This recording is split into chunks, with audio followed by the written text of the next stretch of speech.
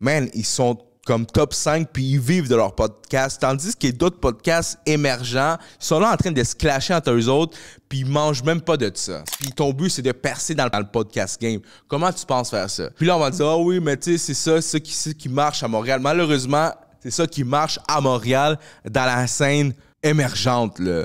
Si tu regardes les gros podcasts, c'est pas ça qui marche dans les gros podcasts. Il y en a tout le temps un qui va être tout le temps plus haut que les autres, mais ça marchera pas, man. Tu vas être au sommet de la pyramide, mais quelle pyramide?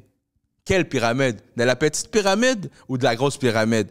What's up tout le monde? Donc aujourd'hui, on va parler des créateurs qui se clashent entre eux autres sur des stories Instagram ou même sur des stories TikTok ou même des lives TikTok, pour de vrai. On va parler aussi des podcasts qui se critiquent entre podcasts et qui, en fait, ils existent uniquement pour critiquer d'autres podcasts et ils font aucun autre contenu que critiquer. Bref. Puis, je vais aussi m'adresser pour la première fois à mes détracteurs qui... Je pense qu'il y a quelques mois, ils avaient fait une vidéo complète sur moi et Chris Negroski et d'autres podcasts sur leur plateforme. Donc, je vais parler d'eux autres à la fin. Si jamais vous voulez savoir de qui je parle, restez jusqu'à la fin. Comme ça, vous allez savoir mon point de vue. Comment un fan du podcast qui était est devenu un haters ou, je pourrais dire, bon... Lui, il dit que c'est pas un haters. Bref, c'est pas ça la question aujourd'hui. C'est pas ça qu'on règle. Je veux garder ça quand même très positif, très constructif. Donc, c'est pas mal ça. Donc, première des choses, je veux juste dire un gros merci à Pizza Salvatore de sponsoriser ce podcast-là privé. Vous savez déjà, www.salvatore.com pour commander votre pizza. Ensuite de ça, merci à Shop Santé pour, en fait... Durant ce processus-là, je m'entraîne pour un marathon et un demi-marathon que c'est à peu près dans 2 semaines, à partir que ce podcast va être publié. Donc, ils sont là à m'appuyer avec les suppléments. Puis déjà, à la base, moi, je suis un gros consommateur du magasin Shop Santé. Donc, ça me fait très, très plaisir de les avoir comme sponsor. Donc, si jamais vous voulez commander en ligne de la whey ou aller directement en magasin, acheter de la whey en vrac, utilisez mon code BY10 pour 10% de rabais, mais le code fonctionne uniquement si vous achetez en ligne. Sinon, vous pouvez toujours aller en magasin. Allez visiter le nouveau magasin qui vient d'ouvrir à Pointe-aux-Trembles. Donc, je vous invite à visiter ce magasin-là. Premier beef pour commencer que je veux parler, c'est comme je dis, je parle pas du beef en tant que tel. Là, ça vous regardera. Si vous voulez faire vos recherches, allez écouter leur version à chaque personne. En fait, moi, au début, je voulais tourner l'épisode avec les 2 personnes concernées parce que je trouvais que ça n'avait aucun sens que je parle de ça sans que les personnes concernées soient là. C'est parce qu'à la fin de la journée, le beef... Bon, je vous explique c'est quoi le beef. Le beef, c'est que une personne est passée à un pop de ballon. Si je ne me trompe pas, c'est celui de Jude, celui qui a amour et de sexe. Et l'autre a passé dans un autre pop de ballon de Luciano, que vous voyez le thumbnail juste en arrière. Et bref, ça crée tout un buzz à cause que l'un des invités, quand ils ont fait le pop de ballon de celui-là, il avait répondu à une femme pourquoi il trouvait que la femme n'avait pas aucune qualité envers ce que lui il cherchait. La beauté extérieure, je suis d'accord, mais la plus belle chose que tu peux avoir, c'est la beauté intérieure. Puis si t'es la... Attends, j'ai pas fini. Tu peux être la femme la plus belle du monde, tu peux être Kim Kardashian, tu peux être la femme la plus belle du monde. Si t'as un cœur noir, ça sert à rien. Pourquoi? Parce que tu vas être une petite amie infernale. Lui, il cherchait une type de femme, mais la femme ne cherchait rien en tant que telle. Puis moi, je pense que c'est bien correct. Là. Je veux dire, chaque personne a un type de femme, a des attentes différentes, a des prérequis que chaque femme faut qu'il aille, ainsi pour la femme, pareil pour un gars. Donc, c'est tout à fait normal que la personne, le gars en tant que tel, n'ait pas feel la femme. Puis je pense que cette vidéo-là a été rendue à peu près un demi-million de vues, si je ne me trompe pas, peut-être plus. Il y avait l'autre personne qui s'appelle Jay Hypecard, something like that, quelque chose dans ce genre-là, que lui, en fait, c'était le même principe. Il cherchait pas En fait, les femmes qui étaient proposées en avant de lui, dans le pop de ballon à Jude en tant que tel, ben ne fitait pas avec ses prérequis. Mais lui, par exemple, la manière où il parlait de la femme, donc c'est ça, Borgia, qui a participé au pop de ballon de Luciano, n'aimait pas la façon où Jay Hypecard, c'est lui qui a participé dans le pop de ballon de Jude, n'aimait pas comment s'exprimer par rapport aux femmes, que je peux comprendre. Des fois, la manière où Jay s'exprimait était un peu plus cru. Bref. Mais vu que t'as trop de make-up et t'es pas mon genre physiquement, non, I'm good. Fait que Puis toi, t'es très coupé à la bizarre, c'est pas... Y'a pas de problème, mademoiselle, t'es disqualifié, fait que tu peux pas jouer au prochain. C'est pas ça qu'on discute aujourd'hui. Moi, je discute plus... Comment, après, tout ça, ça crée un beef vraiment. Après ça, ils sont allés en live les deux. Ils se faisaient des stories, ils se taguaient. Moi, en fait, personnellement, j'ai jamais aimé... jamais trouvé, en fait, le but de se clasher en story, se taguer. Tu sais, mettons, moi, je veux faire une story, je me tag.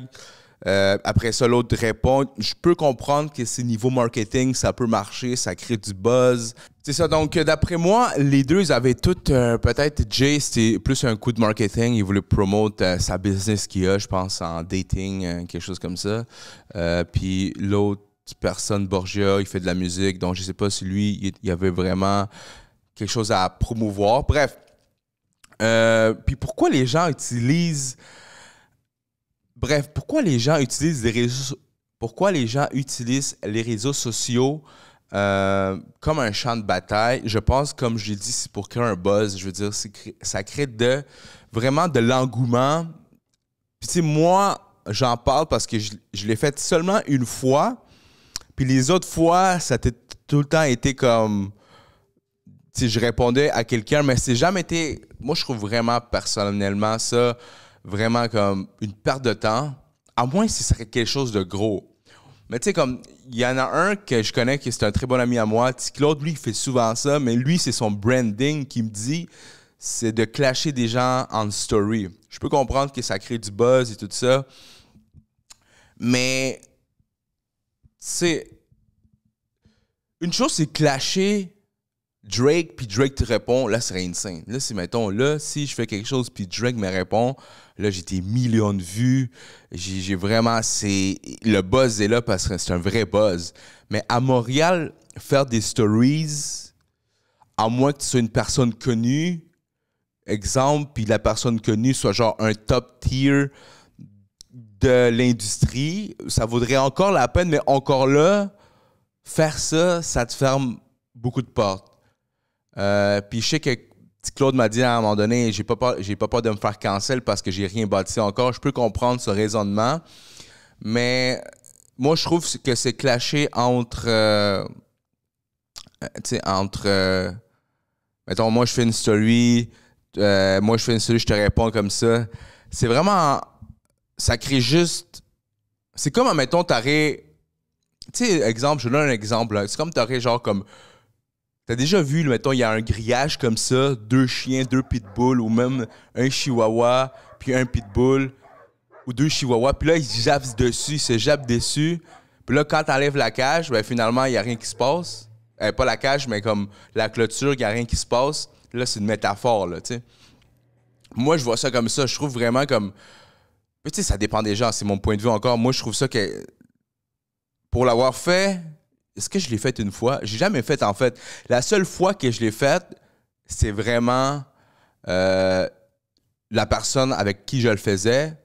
On s'avait dit, on fait ça pour créer de l'engouement. Mais il y a des personnes qui, c'est vraiment vrai, qui font ça. Comme des clashs Internet, sur des stories. Puis le pire, c'est là qu'on parle d'un pop de ballon.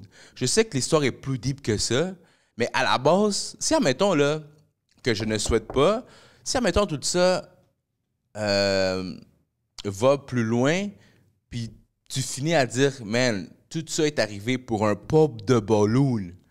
Tout ça est arrivé parce que je suis allé dans un contenu où, à la base, c'est supposé être le fun, drôle. Tu arrives là-bas, tu pètes la balloune d'une femme ou vice-versa, puis là, tu crées un gros buzz sur le fait qu'il y a eu un... que vous avez 2 points de vue différents, vous n'avez pas les mêmes valeurs.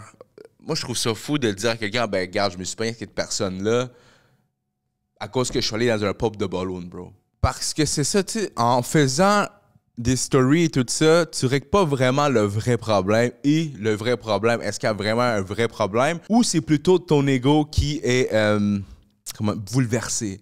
Parce qu'on s'entend en étant des gars, parce que les femmes, c'est différent, tu sais. Je me mêle pas de je mêle pas les femmes ici parce que je suis pas une femme, là. On s'entend.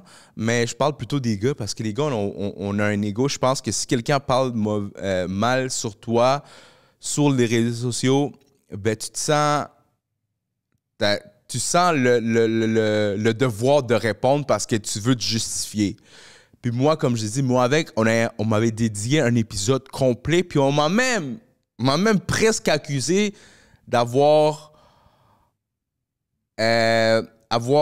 encouragé quelqu'un dans le décès de quelqu'un. Je n'aimerais pas la personne par peu respect, mais ça, c'est des accusations quand même folles. Là. Je veux dire, comme, qui est capable de dire ça sans aucun élément comme fondamental, je sais pas si ça se dit, là, mais comme un élément que lui, il doit connaître plus que moi pour dire ça. Bref. Je pense que le fait que les gens répondent à des stories, c'est sûrement des fois à cause que c'est sur l'émotion, puis je peux comprendre ça, parce que quand moi, j'ai vu l'épisode au complet, je voulais juste répondre. Quand j'ai vu l'épisode que le podcast en tant que tel qui a fait sur moi j'étais comme, ben non, c'est impossible Comment ces gens-là vont faire un épisode sur moi? Ils me connaissent même pas. Ils connaissent pas mon background. Ils sont en train de dire que moi, je fais des choses à mon propre intérêt. Puis des trucs comme ça. Puis sur le coup, je voulais faire un podcast, puis je voulais leur répondre, je voulais faire un live, je voulais faire des stories et je les ai pas faites. Je l'ai pas fait. Petit Claude qui était... quand tout ça est arrivé, Petit Claude était avec moi. Puis Petit Claude était comme « Yo, faut que tu le fasses. Moi, je suis comme...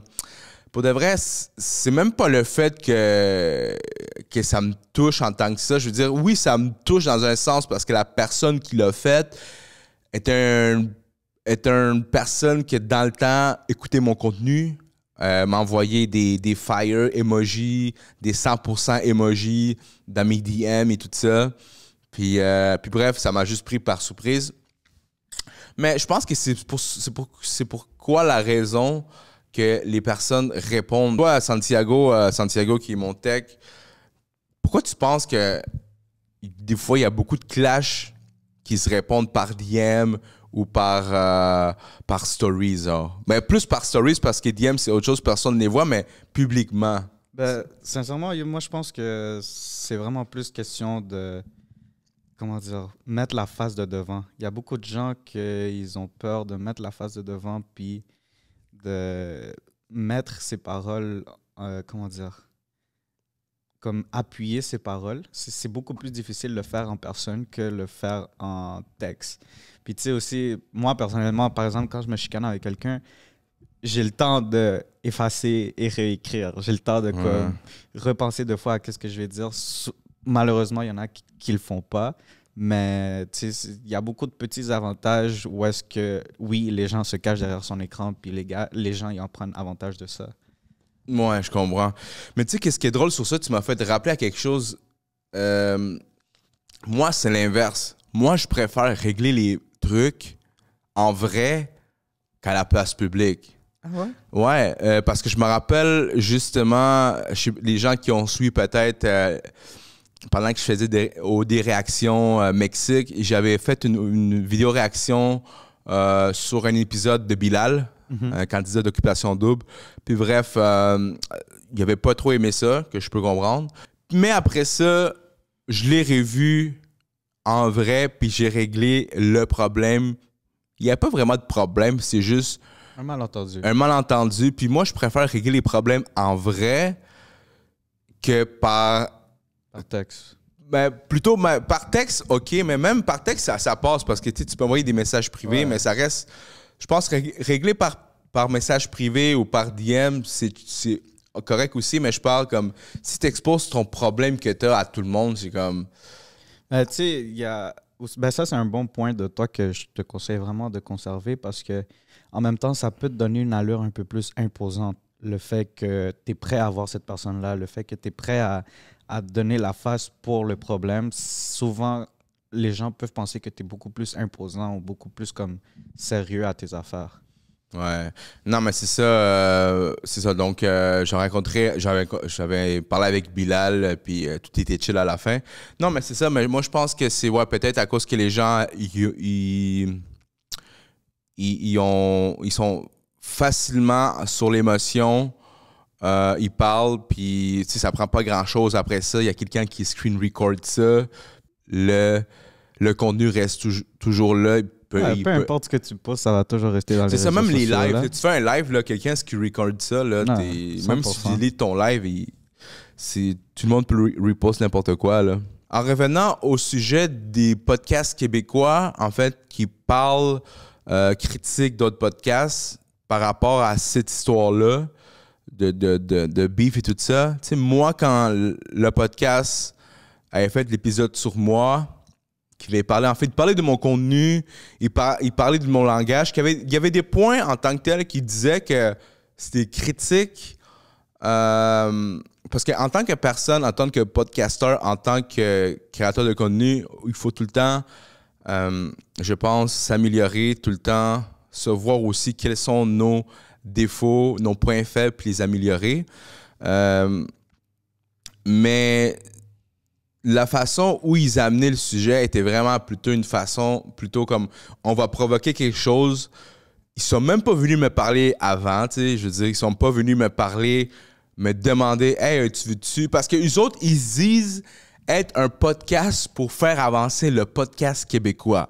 Première des choses, je veux juste comme dire, pour pouvoir faire ça ou dire ça, il faut avoir un minimum d'expérience. Puis quand ce podcast-là est sorti, j'avais vu leurs vidéos, leurs podcasts, leur branding. Je ne savais pas quel était leur branding. Déjà, ça commence très mal quand tu veux donner des conseils à un autre podcasteur ou à un autre créateur de contenu sur leur contenu. Tu sais, une chose, c'est donner leur point de vue. Une autre chose, c'est conseiller ou dire des choses que eux autres même ne l'appliquent pas. Tu sais, exemple, si ce serait Joe Rogan qui me dit « Écoute, man, là, ton podcast, il faut que tu fasses ci, il faut que tu fasses ça, je vais l'écouter à 100% parce que c'est Joe Rogan. » Mais là, tu me parles d'un podcast qui, dans le temps, il y avait peut-être 100... il y avait comme 100 auditeurs ou même pas. Je pense qu'il y a un des podcasts avec comme 30-40 vues. Puis c'est pas les vues, là. C'est pas les vues qui font en sorte que c'est un mauvais podcast, mais plutôt sa mission du podcast, le branding n'était pas là. Ben, je sens que ça va beaucoup aussi varier selon la personne, selon qui te donne le conseil, comme tu as dit, Ouais. parce que ça vient tout aussi de l'expérience. Peut-être que le partenaire que tu as dit n'a aucune expérience dans les podcasts, mais peut-être que son point de vue, comment dire, artistique ou genre directif ou peu importe, il peut avoir un meilleur point de vue ou même lui qui le regarde derrière l'écran, il peut te donner un meilleur point de vue sur ton podcast que si c'était quelqu'un qui avait juste pas rapport, là. Ouais, mais c'est ça. Peut-être que lui, tu sais, c'est pour ça que moi, je suis une personne quand même qui regarde les choses autres que mon point de vue. Peut-être que lui... Ben toi, je peux te dire que tu es quand même quelqu'un qui demande beaucoup de conseils, qui n'a pas de gêne à demander des conseils Ouais. et qui sait comment recevoir des commentaires, que ce soit constructif ou non. Ouais. Mais c'est ça qu'il faut. Mais tu sais, exemple, peut-être que lui, peut-être c'est ça, parce que par la suite, j'ai quand même vu la stratégie marketing, si on peut dire ça comme ça, qu'il utilisait. Donc, son but à lui était vraiment de parler d'autres gens pour que les gens s'intéressent à son podcast. Parce que par la suite, qu'est-ce qui est arrivé? Tout ça est arrivé. J'ai pas répondu. J'ai jamais fait de story. Je pense que le seul truc que j'ai fait... Oh non, j'ai fait des stories, ma balle. Parce que là, les gens vont dire, t'as fait des stories. Oui, j'ai fait 2-3 stories en disant, yo, il y a un podcast qui a parlé cac sur moi. Après ça, l'autre live que j'ai fait, je pense à peu près il y a un mois avec un dude Parce qu'en fait, ce podcast-là, ils ont découvert qu'ils achetaient des fake views. Mais qu'à la fin, ils se sont fait cut qu'ils achetaient des fake views. Mais je pense que leur but à eux autres, leur plan marketing, c'était d'attirer l'attention d'autres podcasts parce qu'après ça, ils ont clashé comme Rap Politique, ils ont clashé T-Claude, mais eux autres, ils ont répondu. Tu comprends?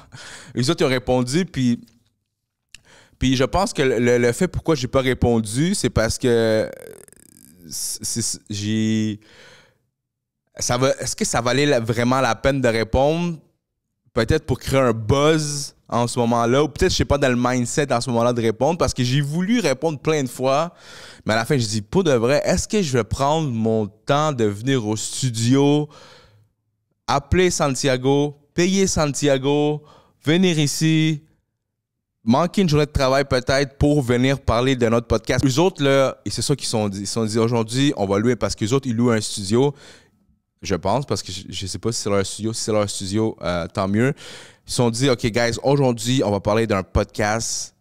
On va prendre notre heure de podcast. On va parler de ce podcast-là. On va parler de Chris. On va parler de T-Claude. C'est comme ça notre plan marketing. Bref,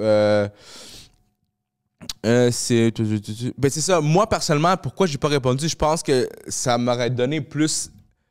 Parce qu'à la fin de la journée... Je pense que ça t'aurait plus nuit de qu'est-ce que ça t'aurait Exactement. aidé. Parce qu'à la fin de la journée, eux, ils auraient gagné. Dans le sens, dans leur plan, dans leur tactique, j'aurais répondu. Mais moi, ça m'aurait nuit. J'aurais l'air, tu sais, personnellement, si je réponds à quelqu'un, puis sûrement, ma réponse, mettons, en ce moment, après 3-4 mois, whatever, mais elle est bien plus serein, comme je pense qu'on a dit ça, comme plus posée que si j'ai répondu une semaine après, man. Ou la même journée, ça aurait été tout croche. Je leur ai dit, tu comprends? Je pense que à la fin, on a beaucoup à perdre. Tu sais, ça dépend de qu'est-ce que tu as à perdre, mais exemple, la crédibilité, peut-être les gens ils vont dire, crime, ce gars-là, il est pas capable de contrôler ses émotions. En fait, il faut que tu appliques ce que tu dis. Parce que si, admettons, tu dis quelque chose, mais tu l'appliques pas, tu sais, exemple, comme, je parle encore du podcast, eux autres, ils se disaient comme, ils sont là pour faire une différence dans la ville de Montréal. Ça va être le podcast qui va faire la révolution du podcasting à Montréal. Puis ils disaient, nous, on n'est pas des haters, mais bro, tu dis que t'es pas haters, mais c'est clairement ça ton... C'est comme ça que tu crées ton contenu en critiquant des gens, en critiquant des podcasts, en critiquant des... Comme j'ai dit, moi je prends les critiques constructives, mais quand tu as un podcast qui n'a pas vraiment de comme je veux dire, de poids dans le podcast game, je veux dire, j'ai pas le temps à faire un podcast sur toi.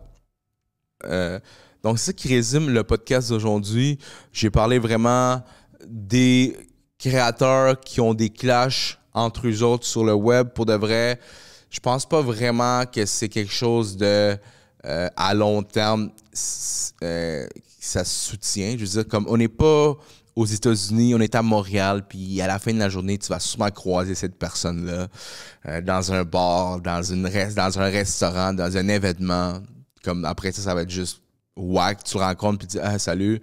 Puis quand vous tuez sur les réseaux sociaux, tu sais, les podcasts, pour de vrai, moi, personnellement, avant qu'il... Puis c'est pas la seule histoire, tu sais, ce qui arrive, c'est que je pense que c'est ça pourquoi le podcasting est un peu whack. Pas tous les podcasts, hein. Je pense que le podcasting est un peu whack comme ça parce que tout le monde veut l'attention de tout le monde. Moi, quand j'ai commencé le podcast game, ben, je pensais pas que c'était comme ça, man. Mais c'est clairement comme ça. Puis il y a des teams, là, genre comme... Il y a des teams de ce podcast-là, ben c'est juste ma team, puis blablabla. Comme, bro, c'est fucked up, bro. J'ai comme... Comment tu veux grandir en tant que podcast? C'est pour ça que les podcasts vraiment mainstream, là, c'est ça qui est fou. C'est ça que les gens ne comprennent pas encore. Pour grandir, il faut arrêter de faire les histoires de clash, des affaires comme ça. C'est sûr que si tu regardes des podcasts là, mainstream, genre, tu sais, 5 à 7, tu regardes, prends un break, tu prends tes autres podcasts. Peut-être que je me trompe aussi, là, mais tu sais, on voit souvent que ces podcasts-là, ils vont dans différents podcasts. En fait, entre eux autres, ils vont dans des podcasts. Tu sais, exemple, Oli avec Anne-Marie, qui est le podcast entre elle et lui. Mais tu as déjà vu Anne-Marie qui va au podcast des 5 à 7 ou Anne-Marie qui va au podcast de GNT pour de vrai. Tu sais, même s'ils n'ont pas leurs mêmes opinions, s'ils n'ont pas le même point de vue, man, ils sont comme top 5 puis ils vivent de leur podcast. Tandis qu'il y a d'autres podcasts émergents, ils sont là en train de se clasher entre eux autres puis ils mangent même pas de ça. C'est comme, bro, moi j'ai un 8 à 5, là. J'ai un 8 à 4, un 7 à 5, whatever, man. Je travaille le matin, moi, mon contenu, c'est ça que je comprends pas. Comment moi, je travaille de 7 à 5 ou toi, tu travailles de 8 à 5, tu arrives chez vous, ton contenu, c'est de parler d'autres podcasts. Puis ton but, c'est de percer dans le podcast game. Comment tu penses faire ça? Comme, arrêtons de... Puis là, on va dire, ah oui, mais tu sais, c'est ça qui marche à Montréal. Malheureusement, c'est ça qui marche à Montréal dans la scène émergente, là. Si tu regardes les gros podcasts, c'est pas ça qui marche dans les gros podcasts. Oui, il y a de la bisbille, mais c'est jamais comme des podcasteurs qui parlent d'autres podcasts. Il y en a quelques-uns, des exceptions, mais en général, qu'est-ce qui marche vrai, là? C'est être pro, man, professionnel, puis bien faire les choses, man, parce que, OK, oui, ça marche, t'as l'attention live, t'as tes 10 000 vues, t'as tes 30 000 vues, parce que, genre, il y a 2 podcasts qui se clashent, puis t'appelles, puis ici, mais bro, c'est quoi tu veux faire? Est-ce que tu vivais? Puis moi, je vis pas du podcasting, là, mais je voudrais, là, tu sais, ou de la création de contenu.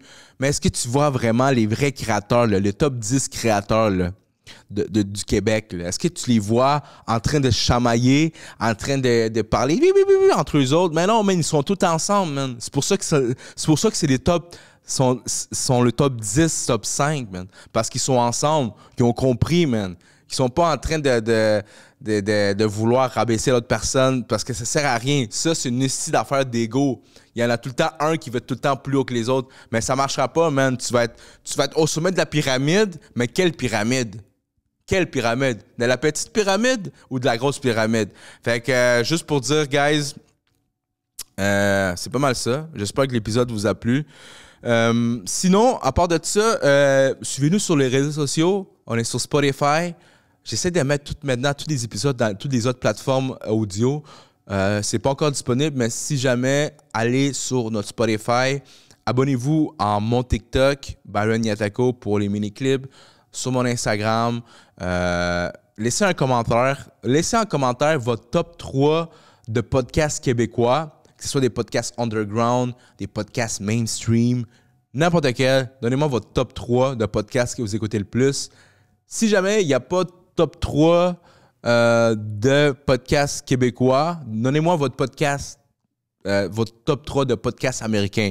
Sur ce, abonnez-vous, likez, commentez, puis j'espère que vous avez aimé l'épisode. Peace out. Puis c'est ça, guys, man. Faut péter le mainstream, guys. Faut arrêter de se chamailler pour des miettes, man. Des miettes, guys. Peace out.